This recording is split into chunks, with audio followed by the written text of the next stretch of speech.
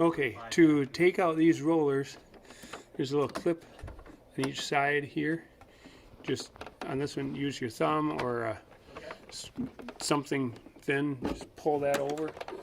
And this roller should, with your other hand, takes a little finagling,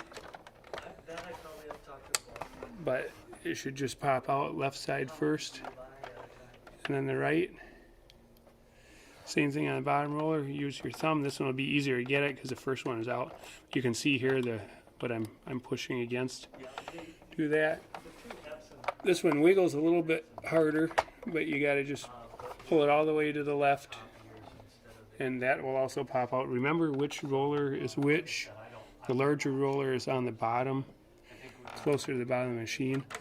Then to get this out, to get this out, fortunately I broke my pin here trying to do the video, but you just press down. So be careful. You need to just press down in general and pull towards you.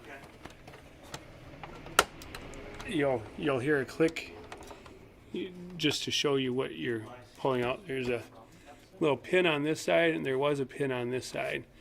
So that's the pin. You just push that in, line it up,